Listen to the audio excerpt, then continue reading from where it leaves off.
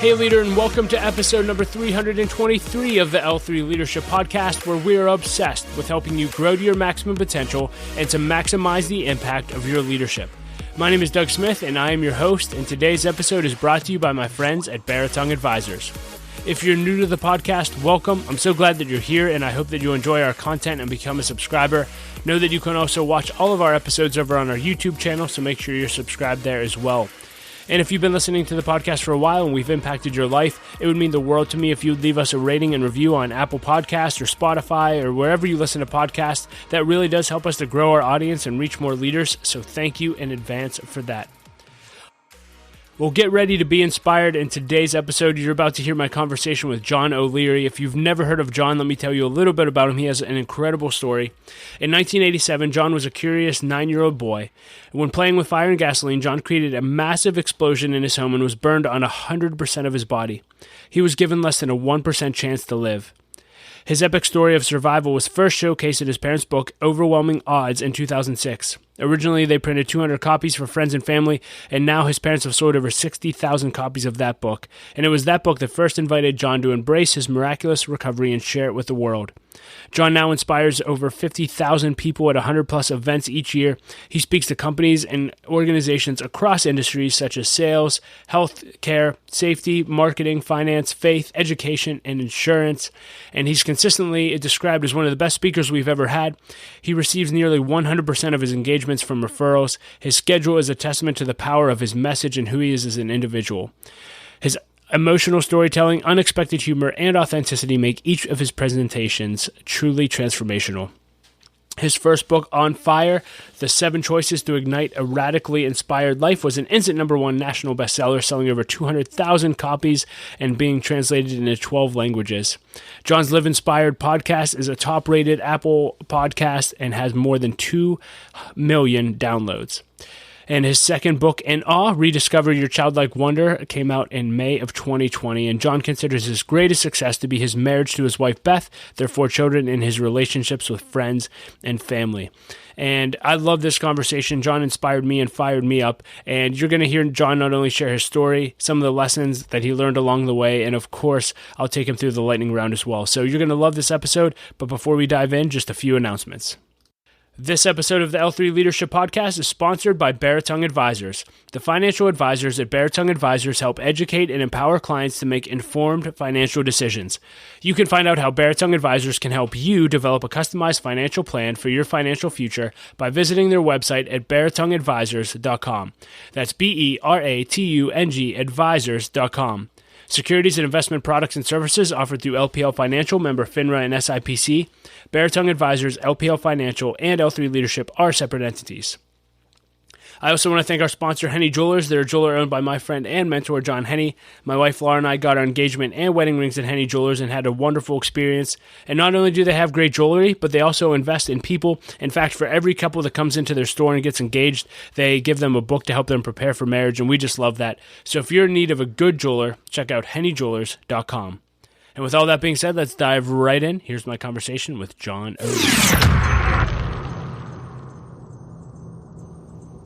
Well, hey, John O'Leary, it's an honor to have you on the podcast. Thank you for making time to do this. And I just want to dive right into your story. I feel like your story's gone around the world. And so you had a very interesting or very challenging experience when you were 9 years old. Why don't you tell us a little bit about that?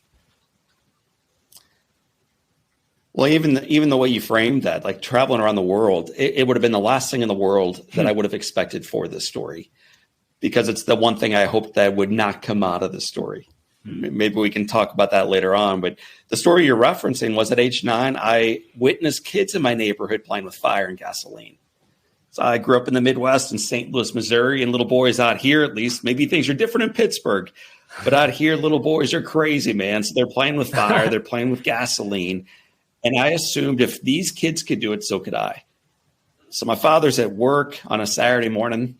I walk into their house, mom and dad's, walk into the garage, come over to a can of gasoline, and try to model what I'd seen done about a week earlier. And Doug, as I'm tipping this can of gasoline, 5 gallons, toward a piece of paper that's on fire, I remember waiting for the liquid to come out. And before that happened, the fumes inhaled my little flame into the container and created this massive explosion. It splits a metal can in two, picks the child up, and then launches me 20 feet against the far side of the garage. So that's the inflection point, man. That's the very beginning of our story. Yeah, and so you're launched 20 feet. What happened? What happened next? Yeah, so I'm in the garage. I'm on fire. I'm covered in gasoline, and when I came to, everything around the garage was on fire as well. So it's almost like a movie. You see flames, but it's hard to even identify the fact that like it's your life, like you're on fire. And so what happened was I was literally, if pardon the pun, blown away, had no idea really what had happened. And I just remember knowing I was in trouble. Like when you fall off a bike and you know it hurts, you're not even sure where it hurts. You just know it's like, oh, something happened here. So I ran on fire through the flames, ran back into my mom and dad's house, ran through the kitchen and the family room and stood on top of this rug. And I rarely share this story, but I think it's relevant for many of your listeners. I should have stopped and dropped and rolled, but I was so freaked out. I just kept running. Eventually stood on top of this rug, screaming for a hero, praying for a savior. I'll take anybody. And I see my brother, Jim, who was 17. He's the oldest in our family. He was a junior in high school. He'd never done anything kind for me in my entire life. And he's the last guy who I thought that day would be my hero. And yet he's the one who had been anointed, man. He's the one who received the call. And I think there's a lesson somewhere tucked in there for all of us if we pay attention to it. What he does that day is he comes down the steps a little bit farther, runs past me. He told me later on that the flames were leaping 3 feet off of my body in all directions. So it's like a little inferno burning in this house in front of him. He picks up the rug and begins beating me with this rug. It took him a couple minutes, Doug, burned himself in the process. He carries me outside, jumps on top of me, saves my life, runs back into the house, chases the dog out, chases my sisters out, calls 911. Long story made far shorter. 1987, the lifesaver of the year for the state of Missouri was not a first responder or a police officer or a veteran, not the usual suspects. The lifesaver of the year was a 17-year-old self-centered, pimple-faced jerk brother named Jim who changed. And that's the call of your podcast. That's the call of our lives to continually become a better version of ourselves. And I saw it in action that day play out in front of me and a whole lot of people, but I saw it very clearly in my brother, Jim. I want to go deeper in the story, but I am curious, fast forward all these years later, what's your relationship with him like now? Right. So he's still a jerk. He's still my older brother. I still love him to pieces. He, when I was married, I got married a couple years before he did, actually, and he was my best man. And he gave a toast that I can almost say to you word for word. It was so powerful. 2 years later, when he was on the altar, I had the honor of being right behind him and then giving him a toast and reminding the audience, those gathered that evening for his celebration and his wife's, like, that I may be the best man, but I'm only here because of his actions. And that is true. So Jim is far more than a brother to me. He's one of my best friends, and he's certainly my hero. Yeah, so your brother Jim saves your life, and then obviously the story continues from there. You ended up in the hospital and had to go through quite a recovery journey. Can you walk us through a little bit about what that looked like? And even, I've heard you share your story before, the first time you interacted with your parents since the fire. Can you just run us through that whole scenario and story? Right. So I usually race. And then anytime you want to say, dude, tell me more about your brother or tell me more about your dad or whatever, just feel free to ask. Sure. So here's the first person with my last name that I met in the hospital. His name was Dad, right? So my dad was a veteran. He's a business owner. He was about 41 years old at the time. He was at the office on that Saturday morning. And that morning, Doug, I just remember laying in the hospital bed after my brother saved my life. I'm in this bed, in this emergency room by myself, looking down. Everything around me is burned. Like it's 100% burned, which is at the time seemingly unsurvivable. So my entire body is burned. And I'm scared and I'm panicked. And clearly the thought I had as I look back on it that morning, eyes shut in that room, was, oh my gosh, my dad is going to freaking kill me when he finds out. I wasn't worried about my body or recovery or what job will I get when I finally graduate university in 50 years. Like, I wasn't worried about that stuff. I was worried about my dad's wrath. And I would imagine from your listeners, some of us can relate to that. When we let down someone who we loved and looked up to, and I let my dad down, man, in a mighty way. He told me a million times not to play with fire and gasoline. And here I do this thing, and it causes this devastation, not only to me, but to our house. So that's what I'm thinking. And this is a true story. And I remember my dad's voice down the hall yelling at some nurse. And the echo coming toward me was, "Where is my boy, John? Where's my boy, John?" And this nurse does me no favor. She brings my dad back into this room. She should have called security on the old man, pulls back the curtain. My father walks in, his shoulders were back. He marches over to me. He points down. And then word for word that day, Doug, he says, "John, look at me when I'm talking to you." So in my family, like, that's the kiss of death, man. So I look up at my dad, and then he says, "I have never been so proud of anyone in my entire life. And my little buddy today, this morning, I am simply proud to be your father." And then dad says, "I love you. I love you. I love you. And there's nothing you can do about it." We could spend a lot of time unpacking how I felt, but needless to say, my first inkling was to think that my dad had not heard what happened. Like, I imagine as a 9-year-old, no one has told my dad what happened to his house. And yet what you know as a leader and what your listeners know as leaders is, of course, he knew. And he also recognized that day what mattered and the importance of showing up as grace and compassion and love into a situation that is calling for it. So listen, we could spend up 4 of your podcasts talking about the recovery in hospital. It was extraordinarily arduous. It should not have happened. But I will tell you, it would not have happened had my dad not shown up with grace. There's no way. And so I credit my brother with giving me that first chance, and my sisters for what they did in the front yard, and then the neighbors for their support, and the paramedics for being there on time. But the story ends if my dad shows up differently. So I'm just so grateful, even to this day, for my dad's love. Yeah, and I think, as I hear your story, and maybe I'll have you share 1 or 2 more people, but I just love that God used ordinary people doing somewhat ordinary things to make an extraordinary difference in your life. Whether it was your dad's love, your brother's love. And then you had people throughout your recovery journey, my understanding is in the hospital. I heard you share a story of a custodian that made a huge impact on your life, and Jack Buck. Can you share maybe 1 or 2 of those stories and just the impact that they had in your recovery? Awesome. So back to your point around ordinary people doing extraordinary things to be part of somebody else's miracle. Like, yes. So I'm not going to start with Jack Buck because he's extraordinary. He's a Hall of Fame, wealthy, known commodity. We expect greatness from greatness. I think we don't expect it from ordinary folks, and we sometimes don't expect it from ourselves. And that ultimately, man, that's like what our work, my work, our organization's work is all about. Years ago, I wrote a book called On Fire. It came out in 2016. And when the publisher first put it in front of us, like this beautiful cover, it was a picture of John O'Leary on the front of it, wearing a beautiful suit, tied just right, arms crossed, looking at the reader like, "Look at me. I'm extraordinarily successful. And if you read this, you would be too." So I wrote back and I'm like, "Hey guys, did you read the book? Because the book's not about me. And ultimately it's not about extraordinary people." So I'm quoting you now, Doug. It's about ordinary people doing extraordinary things. And when they do so faithfully, they are part of somebody else's miracle. That's the call. That's what On Fire is about. So when you look at a picture of On Fire today, what you see is not a picture of O'Leary on the front of it or back of it.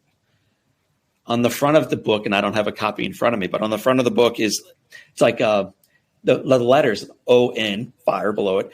On Fire, it's made of what's called foil stock print, which means it looks like it's literally on fire, these letters. It like gives off red and orange and yellow tints. But if you look more closely, you see a reflection of the reader, or if you're holding it, a picture of Doug right in front of it.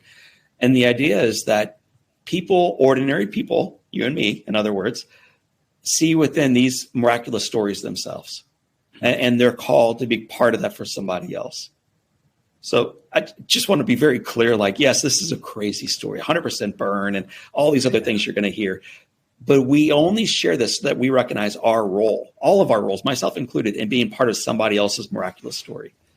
So one of the individuals who was part of my miraculous story was a janitor named Lavelle. And, Lavelle's just about a minimum wage employee. He, from my understanding, took a couple bus lines to get to work on time. And it's a hard job. You're working in a hospital, which is hard. You're working in a burn center, which is extraordinarily hard. You're cleaning floors and emptying trash cans. Like, this is grueling work, and you're overlooked and underappreciated for the efforts that you put out there each day. So this is part of Lavelle's story. And yet every single morning, Lavelle, as he got into work, would round with the entire team. And this is just beautiful. I don't usually share this story either, so it's really cool to brag on these folks. The guy who would round with Lavelle and everybody else was Dr. Vachiavajan. He was this beautiful, shortish fellow born in Syria. He was burned as a little boy himself, came over to the States for care and eventually for medical school afterwards, and eventually finds himself treating patients in St. Louis. And one of the members on his team was a custodial staff member named Lavelle. And he would round every day, this doctor and his entire team. And one by one, he would bring them in, have them sit on the bed and remind them that they individually were the reason why this little boy, and he would point at me, survived the night. They, and he would point at me again, were the reason why this little boy is going to survive the day. And then he would say to them, looking right into their eyes, thank you. Like, thank you, nurses. Thank you, CNAs. Thank you, PTs and OTs and other doctors, residents. But the first person he thanked every day was Lavelle, the first person.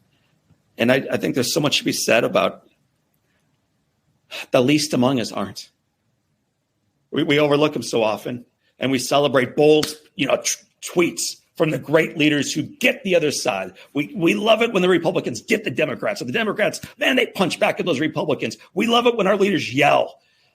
And yet what I learned from Vachiavajan, who was a true leader, was that the least among us never are. They are the most important people on the team, and he would thank them every day for their work. So, yeah, what a lesson he taught me as a little boy. Yeah, and in the book on fire, you have a whole section and you talk about being a victim versus a victor. I don't even know. I'm just assuming that the natural person, if they went through what they went through, what you went through, they could have given up. They could have played the victim card for the rest of their life, made excuses. What do you think empowered you? I mean, clearly, what you're doing now is remarkable. What do you think enabled you to come out of that situation and be a victor, not a victim? I think we live in a culture right now where everyone wants to feel like they can play the victim card and say, poor me, why me? How did you make that transition, and why are you doing what you're doing today? Well, it's reason number 1738 that I don't have a picture of me on the book, because I don't feel qualified to answer that question as far as like what I did, because I know I'm not that good. I believe God is big enough to elevate the way I view my life. And the way ultimately I came to that understanding was through a conversation early on with my mom, and then another conversation later on with my dad. And so the one with my mom, and there's so many to share, but I think the one I'd like to share with your listeners today is when I first got home from the hospital. This is just such an awesome story. She's such a better parent than I am. I have 4 kids, and I'm a third of the parent that my mother was to me. So I got a long way to go, Mom, and other listeners. What's your kids' age range? 16, 14, 12, and 10. Okay. So we're in the throes of it, man. Yeah. I'm knee deep and losing ground in the quagmire of life, but grateful for it. So when I'm 9 years old, I've spent 5.5 months in hospital, should not have survived. It's an unsurvivable event. So the miracle takes, and then eventually Mom and Dad can take this little fellow home. They do. Our house is rebuilt. Like, life is good. Life is good, man. We're back together as a family. Things are different. I'm going to be burned and scarred for the rest of my life. I'll probably never stand again, I thought. I'll probably never go back to school again. Clearly, I don't have fingers. They've been amputated. But I'm home. And that night, my mom made dinner for us all.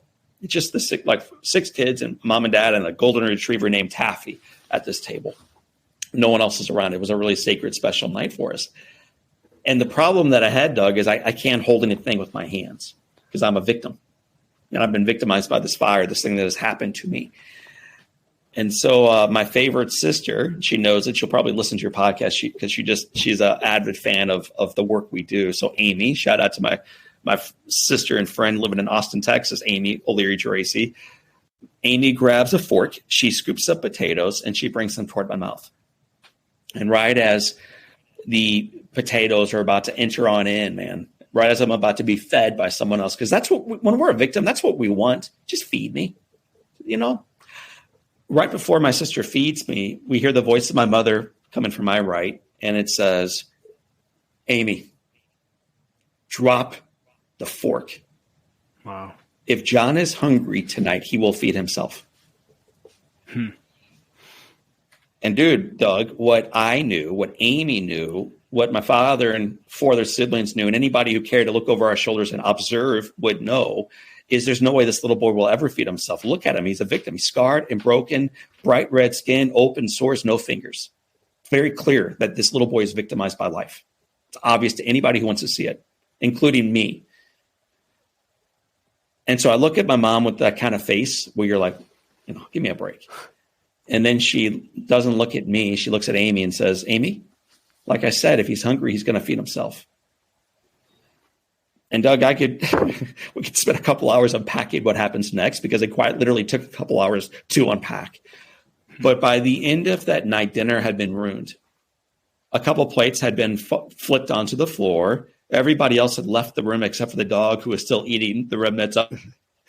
But by the very, very, very end of the night, there's a little boy with no fingers, no chance at life, with a fork sandwiched between 2 broken, useless, good-for-nothing hands, scooping up potatoes on plate number 3 now, moving them toward his mouth, chewing, and looking with great hatred toward his mother.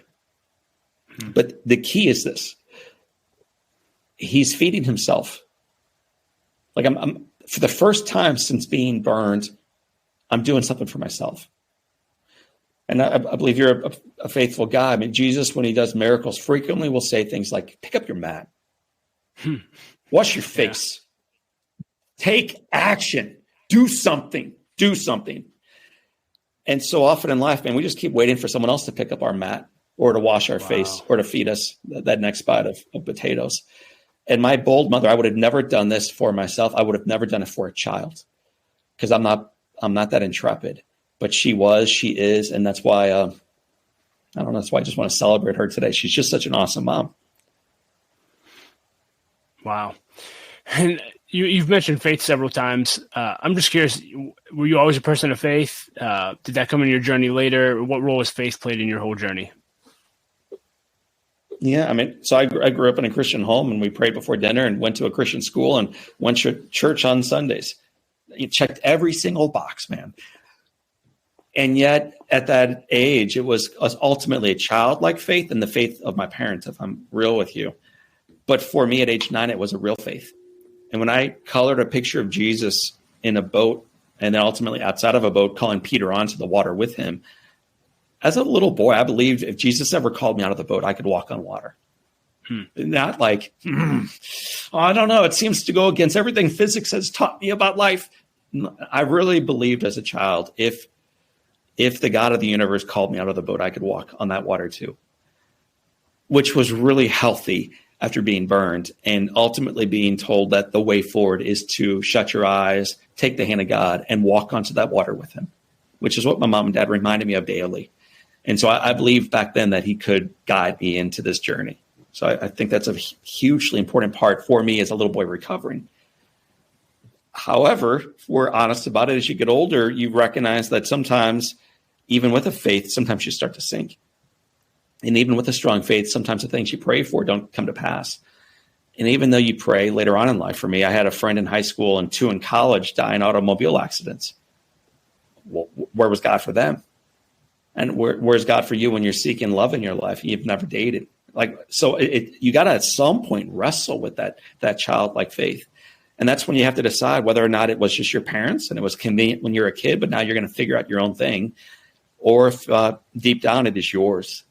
And that's a cool thing to wrestle with. So I've of course wrestled with that. I would imagine most of us do at some point in our lives, and what a great thing that is to do.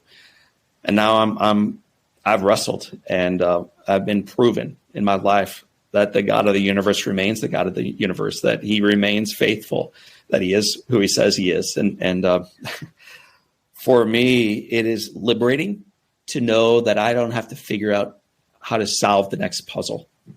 Like I know how the story ends, and all I have to ultimately do is to pick up my mat, say yes, and shut my eyes and walk. So it is my faith. It happens to be the same faith my parents blessed me into, but it's real. It's been tested, and it's been proven right. So talk to someone who's listening to this, going back to the victim role. Talk to someone who's going through a difficult season. Maybe they just went through a divorce. Maybe they lost their job. Whatever the situation is, and they just start saying, man, why me? Why did I get dealt this hand? I'm never going to get out of this. Yeah. What would your encouragement be to that person today?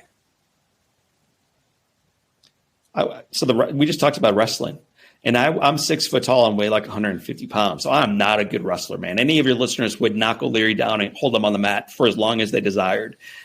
But I would be okay wrestling with the sadness and the grief and the anger, and go through all those appropriate emotions. I struggle frequently and honestly when I see people going through a storm, divorce, loss of a job, loss of a child, and they smile at the camera and say, you know what, it's just God's will. We're okay with this. I think in time that understanding can come to pass, and you can recognize how God used agony to bring you, your family, and others closer to him. And I think it's okay to acknowledge that this stinks and this feels unfair. And it is okay to be mad. It is really okay to be mad. Our God is big enough to handle that kind of wrestle match and love us afterwards. So the very first thing I would say to someone wrestling right now in their life is, me too. And it's okay. And I would even say this: if I can serve you as a friend, hey, dude, I'm online. Like, you Google John O'Leary, you go to the website, my email's there, the phone number is there, our podcast is there. Let us know how we can support you, how we can encourage you, how we can pray for or with you, what we can do to support you along the journey. So I would encourage people to be okay with that wrestle match, to not try to do it by themselves, and then to ask themselves as they continue the journey forward, what can that new vision look like? How can that adversity, a job loss, the loss of a relationship that was dear to you, ultimately be used to draw you in a direction that you may not have chosen previously. And when we begin to cast a new vision based upon the realities of our life today, not on the life we wish we had a year ago, 30 years ago, before I got burned, before God amputated my fingers. No, the life I have today. That's when ultimately we can live not only into the fullness of our lives, but ultimately the fullness that God desired for our lives. In the book, you talk about life being sacred. I'm curious, when you have a near-death experience, do you find yourself, is it easy for you to count life as sacred and just be grateful for every day, or is that still a challenge for you? I'm just curious what your view is on gratitude. It's kind of a yes and. So I'm guilty. Like almost all of us have taken things for granted, including breath and heartbeats and everything else that so often we just ignore because, of course, we have life today. So what I'm blessed to have experienced is not only the hardship of a near-death experience and then the agony coming through that, not only during 5 months, but years of recovery and therapy and surgery. The other piece, Doug, that I seldom share, even in the book on fire, I don't think I write about it. And I don't talk about it often because I don't find it to be super relevant to audiences. But every time I look in the mirror, I'm reminded of it. Every single time when I look in the mirror, and I recognize most of your listeners are hearing, not seeing me today, but I'm burned from my neck to my toes, which means scarred and damaged and broken and, quotes, less than. But I also experience like wounds and sores. So every single day of my life, when I look in the mirror, I not only see John O'Leary staring back at that reflection, I recognize how broken the reflection is. which either will drive you to ask the question, why me as a victim? Or here's the flip, or to ask the question, why me? How did I survive that? How am I still here? Why did my wife see something beautiful in this? Why do my kids want to take this damaged hand and hold my hand when we drive to school? Why do I have the honor of traveling around the world as a speaker? Why do I have the blessing of still being able to look up to, and I mean that, to my mom and my dad, to have a relationship with my brother, who's my hero, 4 sisters, involvement and engagement in the community. I'm healthy. It may not always look like it, but I am healthy. So today, when you ask about John, was it something you received as a kid, or do you make the daily choice? And the answer is like, yes, both. Yeah. Both. It was something I received as a child and something I receive every time I look in the mirror. And my encouragement for our listeners is to recognize how unlikely it is for you to have survived anything you've survived in your life, not just a fire or the car accident, or when you're, playing up on the roof throwing the aerobie when you were 11 years old and you left it. Like, no, not just that stuff. The likelihood of you being born, I think the math plays out like this. If you look at your mothers, we won't go through all the biology right now, Doug, but if you want later on, we could do an after hours session with Doug. But if you look at the biology your mother brought to the table and the biology your father brought to the table, the likelihood of you coming out of that union, just biology wise, ignoring the miracle of your soul, but just biology, is less than 1 in 400 trillion. Wow. So that's million with a T. You have a less biological likelihood of being born to your mom and dad than less than 1 in 400 trillion. And then we bark about our Starbucks being too hot or too cold, or the flight. You get a jumbo jet in the air and you're like, dude, it's 15 minutes late to O'Hare. This airline sucks. Okay, really? Your life is a gift. Breathe that one in. Savor that. And you're about to experience another gift. Hop on a big old jumbo jet and fly from Pitt to Chicago safely. It's a shocking blessing. And many of us, if we aren't careful, we wish it away and we miss it. So rather than waiting to board the next flight or hit up the next vacation spot, dude, just put the podcast on pause, look in the mirror and say, God, wow, look what you designed perfectly. Look what you wove together, man. I haven't earned this. I don't know how it came to pass, but I'm grateful for it. You have a quote in the book, I think it's by Henry Nouwen. It says, in our woundedness, we can become sources of life for others, which I love. And you've clearly done that with your life. Can you walk us through that journey of when did you decide to actually start sharing this story? And, how did that whole world take off for you as far as speaking, writing, and going around the world inspiring people? So it's beautiful you bring that up. I've been blessed. I've spoken a couple thousand times now around the world. So that's a lot of audiences, a lot of clients. I only keep a couple trophies, if that's what you want to call them, whether it's plaques or glass things or pens or, those types of stuff. One of the trophies I have, and there's only like 4 in the entire office, but one of the trophies right behind me is what's called a K-bar. And it's a Marine's favorite tool. It is what they use in combat if it's hand to hand. It's what they use to open up their meals. It's what they use frequently to dig a trench if the soil is really hard. And this K-bar is in a glass box up above. It has my name on it. And it's given to me by a group of wounded warriors who I've been blessed to serve probably 40 different times now. And so it has like some cool little expressions from them below my name, thanking me for the work we do. Right below that K-bar, I have a quote from Henry Nouwen, the one you just referenced. Wow. Because I recognize, why would a group of tough, awesome, masculine, beautiful, brilliant Marines welcome a skinny, fingerless, scarred nobody into their presence? And then not only welcome him in, why would they love him afterwards? How's that even possible? Like, how do those two jive? I don't have war experience. I don't know what it's like to be wounded. I've never lost a guy in a foxhole that I love. I've never been through that. So what is it? And it is that woundedness piece. So your quote's beautiful. Nolan is a brilliant thinker. I love that K-bar. Now you've got a little bit of access to the O'Leary office. So that's what's going on behind me in that back right corner. When did that begin? It began in two ways. I was in a church service actually on a Sunday morning, and a pastor was preaching about talents. And I don't know, a couple hundred people in church, but it looked like he was staring at me. And he was saying, ultimately, if you've got 5 talents, multiply. If you've got 3, multiply. And O'Leary, dude, I'm looking at you now. Those of us who feel as if they have 1, multiply. So I'm 27 years old. I'd never shared with anybody my story because I felt as if it was not a story worthy of being shared.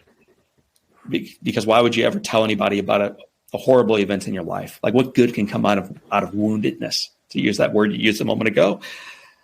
So that was convicting to have, to be in church and to be realized, even though you feel as if you only have 1, do something, man. Pick up the mat. Do something with the 1 you've got. In God's timing, which is always perfect, even if we wish it wasn't. 2 days later, I'm at work and my phone rings, and a little Girl Scout, if you read On Fire, you probably heard this story or read it, but a little Girl Scout called and said, "Mr. O'Leary." So I remember responding, "Oh, I think you want my dad." And she said, "No, Mr. O'Leary, before you hang up, Mr. O'Leary, your dad gave me your number. Would you share your story of being burned as a little boy with our group?" So Doug, I'd never shared that story of being burned with anybody in my entire life.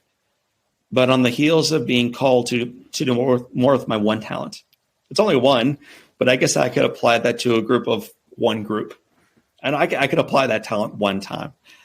So I practiced the speech for literally 40 hours, delivered it. It was a 10-minute presentation to 3 Girl Scouts. It was brutal. It went about as well as you might expect, which is to say horribly. But one of them was moved enough that she told her dad, and he was a Rotarian, and he called me and said, "Hey, John, I heard what you did for the girls today. Would you do that for a club that I'm part of?" So I said, sure. And then one of those guys was in Kiwanis. And then one of those guys ran a small bank. This is the way the gospel has always spread. It's the way goodness has always spread. It's the way evil has always spread too. It's 1 by 1. 1 positive act, 1 evil act at a time. 1 truth, 1 lie at a time. It's always how the world has been changed. I think we underestimate our ability to influence change through our lives, negatively or positively. Choose wisely. Choose very wisely. You saw an example in Buffalo recently of what evil looks like. It's built on the heels of 1 lie, and then 1 lie, and then 1 more lie behind. Like, that's all it takes to change the world negatively. The awesome part, though, our calling through your podcast, it can also change positively through our lives. And so I was called into this profession seemingly very accidentally, but through God's perfect timing. Yeah. So before we dive into the lightning round, I would love to just hear a little bit more about what you've learned. You've spoken all over the world. You write. We have a lot of people that are aspiring authors and aspiring speakers. What have you learned just about public speaking and that whole business or ministry per se? I like the word ministry. That's a very cool way to look at it, because many times people approach me and they say, "John, I want to become a speaker. I'm really good at it. I've got a strong stage presence. I've got an awesome bang up story. I never dangle prepositions. I just think I'm the best." And my mother told me that. And then you ask, like, "Well, what's the reason?" They're like, "Well, I just know." And it's I. Well, ministry is not at all about I. It's more like, dude, I really don't think I'm qualified for this. I've got an ugly face. It's more of a radio face, if I'm being real with you about it. And I dangle prepositions, and that's when you recognize it, dude. So it's not about you, you're saying, Doug. It's about ultimately the call. Okay, awesome. Now we can talk about it. So the very first thing I would say about the ministry of speaking or podcasting or writing or knocking on doors and trying to sell anything in life is it ought to ultimately not be about you, but about the audience member that you're in front of. And part of the reason I think that we've become as successful in our careers, we have a couple thousand audiences, 49 states, dozens of countries, millions of people, is because every time O'Leary takes the stage or the team members in this office help him do that, none of it is motivated by what we get out of it. So good. We don't look for followers. We don't chase cash. We track that stuff, absolutely. But none of it is done for what we get. It's always about how do we influence positively the lives of those we have the honor of being in front of next. whether 3 Girl Scouts or 30,000 in an auditorium. How do we serve them well? So if that's the way you're coming at this thing, then everything you do as you build out the slide deck or you have the pre-calls or you get ready to go on stage ought to be about, Lord, how do you want to use me for this group today? How can I be used? And if that's really how you're approaching this, so many the other pieces that you might ask around speaking begin to just naturally fall into place, which means, you probably should get a coach on how to structure content more effectively. You probably should practice a lot. But again, it's not practicing for you so you look good. It's practicing because you have one moment in time in front of a broken group of people, 3 Girl Scouts or 30,000, and they're longing for hope. And they're struggling with emotional health challenges. And they're dealing with social injustices and inequalities and difficulties in their families. They're going through divorce, whatever. And then you have an opportunity for 10 minutes or 1 hour to love them well. If that's the call, then you better treat it seriously. So there's a lot of pre-work that goes into getting ready for that hour on stage. But all of that pre-work got to be done in order to make that hour on stage profoundly powerful for the audience lucky enough to hear your voice. Yeah, you probably just answered this, but I'm always curious. I know you've spent time with Dave Ramsey and his organization. And, the question always for Dave would be, how do you share the same message over and over again, 3 hours a day for 30 plus years? And, for you, I don't know how old you are, but you've been sharing the story since you were 27. Yeah, I'll be Dave. What? Dave would just say, sell the truck. Sell the truck. Yeah, sell the truck. Is that what keeps you I guess I'm just curious, is that what keeps your story fresh as you've shared it? I have a story as well, and, I share it all the time. It's just, okay, here we go again. Is it just simply remembering people are longing for hope? If I show up and share my story today, I can invoke hope in those people. Yeah. Okay, that was my question. So yes. It's a beautiful question, and it's actually kind of a difficult thing to do. And I would say utterly impossible if Dave Ramsey is telling listeners 30 years of the same call. Dave, I got a Dodge Ram that I love. We're in debt. So then he responds, sell the truck.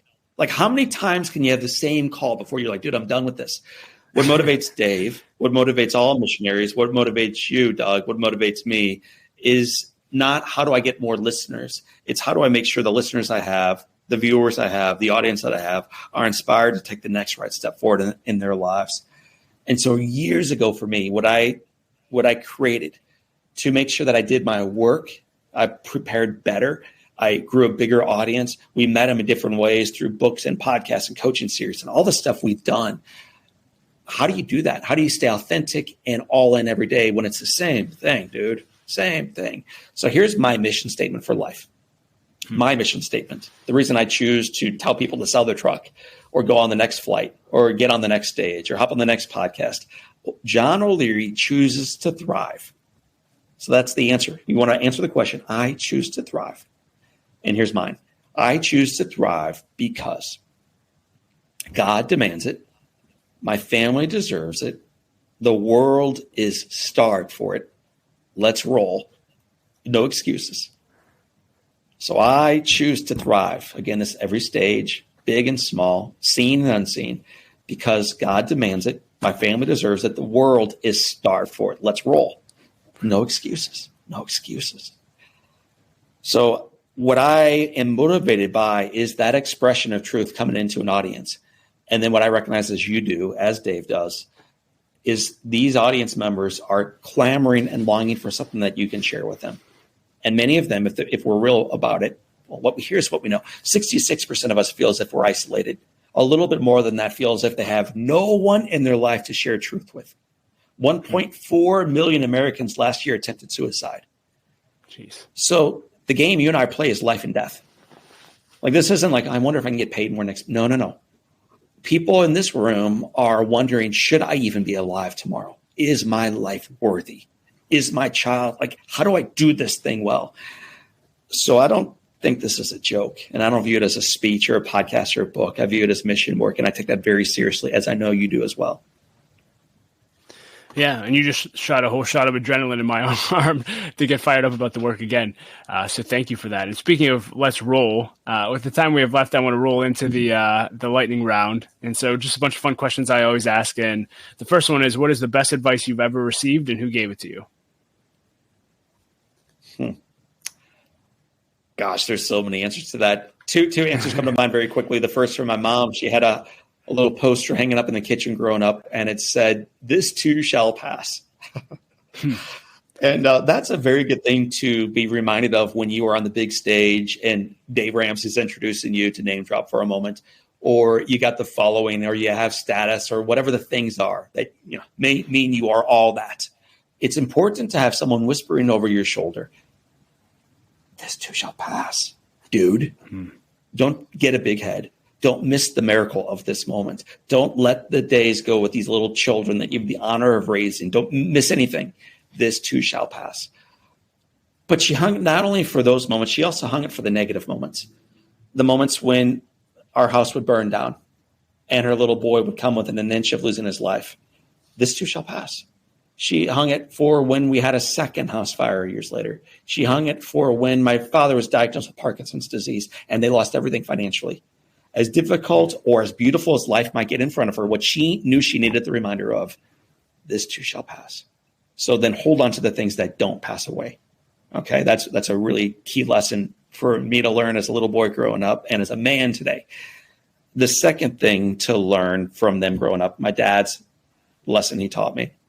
I'll go through the story very quickly. But what he said to me when I was really struggling with the question of why me? Why me? It's so unfair. He leaned into my little wheelchair even closer and he said to me, "John, darn it, this thing has happened to you. And if you want to be a victim to it for the rest of your life, no one's ever going to blame you because you've been to the bottom of the well. You've been abused. You've experienced trauma. You've gone through physical agony and you're always going to live there. So if you want to be a victim, have at it." And then he said, "Or you can be a victor. You can choose, John, to recognize what God is using this story for. And then every room we roll you into, or eventually when you rise from that wheelchair, every room you walk into, people will look up to you in awe, not at what you have done in your life, but ultimately what they might do in theirs." And then he said to me, "Victim or victor, John, your choice." And Doug, that was a conversation that my father had with me 35 years ago that I remember as if it happened earlier this morning. Victim or victor, John, your choice. And so that those are two great monikers. Victim or victor, your choice. This too shall pass. This is certainly not a lightning round question, but I think I have to ask it just based on your whole story. It sounds like you have phenomenal parents, raising 6 kids. It sounds like obviously not perfect, but made a huge impact on your life. You're raising 4 teenagers. You're in the thick of it. I have 3 little ones. We're going for 4. What advice do you have for me as a parent raising kids? Awesome. So we'll start the next podcast with that question because we'll spend an hour unpacking it together as you and I, as I don't dictate how to do it, but share a little bit of what I've learned. I think the more you can teach a lot less with words and a lot more with your action. That's key. The more we can love them the way a grandparent loves their child, the way Jesus might love a child. Parents get so stuck up in test scores, being on the A. What do you mean Johnny missed that? He's on the B team? That's not fair. Like, he's a great shortstop. All this nonsense. It is utter nonsense. And off air, I'll use a far firmer word. It's ridiculous, though. So often parents care about the stuff that does not matter in iota, not even a little bit, not even a little bit. What grandparents recognize is the stuff that matters. And what Jesus Christ recognized is the stuff that matters. And when he makes the call, let the children come to me, he's not making the call that if you are under the age of 11, let Doug's children come to me. He's inviting Doug's parents and Doug's adult listeners to get over themselves, to set ego aside, and to step open-mindedly and open-heartedly back to the well to experience again what really matters in life. And the more we experience what matters in life along with our children in a place of love and truth, but also accountability and conviction, the more exceptional our little ones will be as they move forward into their lives. So what I would encourage all of us to do, myself included, is, in fact, I saw Hamilton recently. Talk less, smile more. From Aaron Burr. Quoted Aaron Burr today. Talk less, smile more. Smile more. Love. Were you a fan of Hamilton? No, man. I have heard of it, of course, for years. I hadn't heard a single song before my wife and I went down a couple weeks back. And dude, I can't get it out of my head now. Every song just keeps rolling through, in particular the one where they move uptown. Yep. And they move through the unimaginable of losing a child and losing a marriage, into the unimaginable of coming back together and offering forgiveness in the midst of the storm. The unimaginable. Yeah, that whole soundtrack is basically all I've listened to for the past 3 or 4 years, so I can't get enough. Well, we're just about out of time. I'd love to continue for another hour or two, but as we close, any last words you want to leave with leaders today? Oh, gosh. I would remind them that their life matters. I would remind them that frequently the things the things they think matter don't. I would remind them to view your life in the way you ultimately would want to view it at the dying days. And that's frequently said, but infrequently lived out. So how do you truly want to be remembered? And then rather than waiting for it, do it now. Like, just start living like that now. Like, live like that now. And if you want to learn more about the work we do, or our podcast, or our channel, you can visit me online at johnolearyinspires.com. So it's johnolearyinspires.com. There's my email there, our phone number's there. There's a 21-day free challenge there. It's like a Hope Spark challenge. Our podcast is there. Free resource after free resource to love people. So if ever I can be an encouragement beyond your amazing episode today, just let me know. Like, I'm in. I'm with you through God's grace, and because people showed up for me. So I want to show up, Doug, for others. So go to johnolearyinspires.com to learn more. Yeah, well, John, thank you so much for showing up for me today and for everyone who will listen to this podcast. I know this inspired me and fired me up, and I'm sure everyone that listens will say the same. And we'll include links to everything that you shared in the show notes as well, so make sure you check out John. So thanks again. Well, hey, leader, thank you so much for listening to my conversation with John. I hope that you enjoyed it as much as I did. You can find ways to connect with him and links to everything that we discussed in the show notes at l3leadership.org/323. And leaders, always, I want to challenge you that if you want to 10x your growth this year, then you really need to either launch or join an L3 Leadership Mastermind Group. Mastermind groups have been the greatest source of growth in my life over the last 7 years. And if you're unfamiliar with them, they're just groups of 6 to 12 leaders that meet together for at least 1 year in order to help each other grow, hold each other accountable, and to do life together. If you're interested in learning more about masterminds, go to l3leadership.org/masterminds. And as always, I like to end every episode with a quote, and today I'll quote Dave Ramsey, who said this. He said, "If you don't have something in your career that you're aiming at, you'll stall out and your income will never increase. Start dreaming again. Start to say, when I'm X years old, this is exactly who I want to be. And when you have a clear vision of who you want to be, then figure out what you need to get there." Guys, get fired up about where you are in life, get fired up about where you're wanting to go, and then figure out the price and then pay it. I hope this episode encouraged you. I hope it inspired you.